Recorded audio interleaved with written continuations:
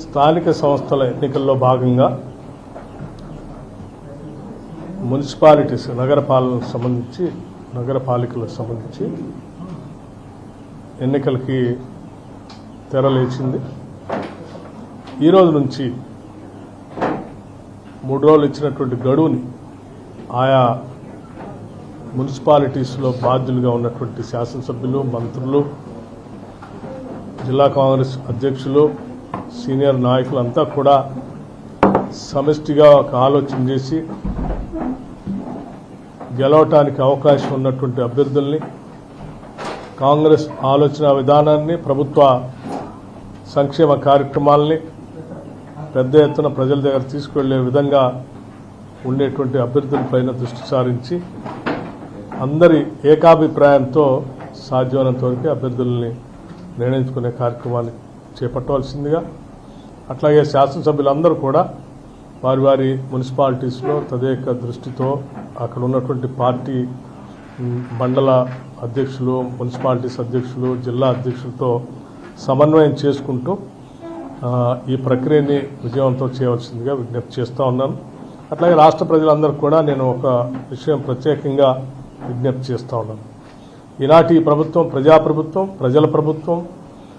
ఇది రాష్ట్ర ముఖ్యమంత్రి రేవంత్ రెడ్డి గారి నాయకత్వంలో ఉన్నటువంటి ఈ కేబినెట్ పూర్తి స్థాయిలో ప్రజా సంక్షేమం కోసం, అట్లాగే నగరాల అభివృద్ధి కోసం, ఇన్ఫ్రాస్ట్రక్చర్ని, ఇండస్ట్రీని, సర్వీస్ సెక్టర్ని, ఎడ్యుకేషనల్ ఇన్స్టిట్యూషన్స్ని, హెల్త్ పైన ప్రత్యేకమైనటువంటి దృష్టి సారించి ముందుకు పోతూ ఉన్నాం.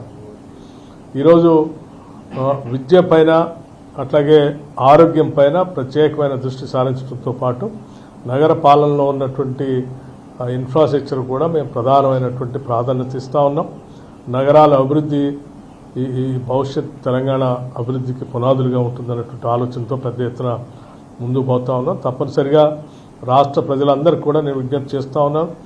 ఇస్తున్నటువంటి సంక్షేమ కార్యక్రమాలకు సంబంధించినటువంటి సన్నబియ్యం కానీ, మహిళలు తిరిగేటువంటి ఆర్టీసీలు బస్సులో ప్రయాణం విషయం కానీ, లేకపోతే ఈ ప్రభుత్వం వచ్చిన తర్వాత ఒక దశాబ్ద కాలం పైబడి ఎదురు చూస్తున్నటువంటి రేషన్ కార్డుల్ని రాగానే పెద్ద ఎత్తున ప్రతి డివిజన్లో కూడా అర్హత కలిగినటువంటి వాళ్ళందరికీ రేషన్ కార్డులు అందించాం.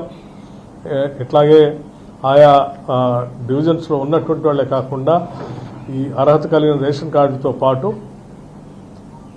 ఆరోగ్యశ్రీకి సంబంధించి వైద్యం పైన ప్రత్యేక దృష్టి సారించి ఒక కుటుంబానికి 10 లక్షల రూపాయల వరకు వైద్యం చేయించుకునే విధంగా ఆరోగ్యశ్రీ పథకాన్ని కూడా అమలు చేసి ముందుకు పోతాను. ఈ విషయం గతంలో ఆరోగ్యం పైన ఏదైనా ఇబ్బంది పడితే కార్పొరేట్ హాస్పిటల్కి వెళ్ళి వైద్యం చేయించుకోలేక, ఆ బిల్లులు కట్టలేక బాధపడుతున్నటువంటి వైనాన్ని కూడా చూసాము. ఈరోజు ప్రతి కుటుంబం 10 లక్షల వరకు వైద్యం చేయించుకునే స్థాయిలో ఒక ధైర్యాన్ని, మనోధైర్యాన్ని, స్థైర్యం ఈ ప్రభుత్వం కల్పించింది. ఇటువంటి సంక్షేమ కార్యక్రమాలతో పాటు భవిష్యత్ అభివృద్ధికి పునాదులు ఇస్తూ pure rare core urban regional economy అంటే సర్వీస్ సెక్టర్ అంతా కూడా దృష్టిలో పెట్టుకొని చేసేటువంటి ఆ ఎకానమీ, అట్లాగే పెరి అర్బన్ రీజన్ ఎకానమీ, ఆ పెరి అర్బన్ ఎకానమీ ఏరియాలో ఉన్నటువంటి అన్ని మున్సిపాలిటీస్ని కనెక్ట్ చేస్తూ తీసుకున్నటువంటి విధానం, అట్లాగే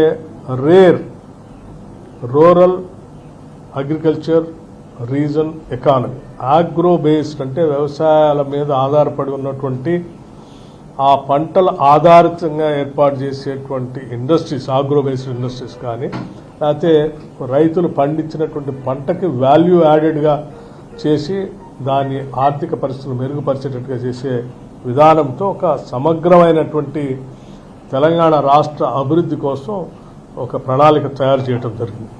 ఈ ప్రణాళికని మొన్నే మేము గ్లోబల్ సమ్మిట్లో రాష్ట్ర ముఖ్యమంత్రి రేవంత్ రెడ్డి గారి నాయకత్వంలో ఈ రాష్ట్రంలో దాన్ని రిలీజ్ చేయడమే కాకుండా దేశవ్యాప్తంగా, ప్రపంచవ్యాప్తంగా ఉన్నటువంటి ఆర్థికవేత్తలు కూడా ఇందులో పాల్గొని ఈ ప్యూర్ రేర్ ఈ గ్లోబల్ సమ్మిట్లో మేము రిలీజ్ చేసినటువంటి 2047 విజన్ డాక్యుమెంట్ని అందరూ అభినందించినటువంటి విషయం కూడా తెలిసింది.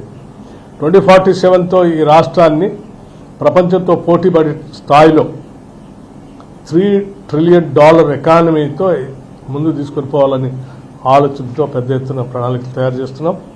కాబట్టి దయచేసి ఈ అభివృద్ధిని కొనసాగించడం కోసం ఈరోజు అత్యంత పకడ్బందీగా ప్రణాళికాబద్ధంగా పోతున్నటువంటి ఈ ప్రజాప్రభుత్వాన్ని ఆశీర్వదించవలసిందిగా మున్సిపాలిటీస్లో ఉన్నటువంటి ప్రజానికి అందరికీ కూడా ఈ సందర్భంగానే విజ్ఞప్తి చేస్తూ ఉన్నాను. నమస్కారం.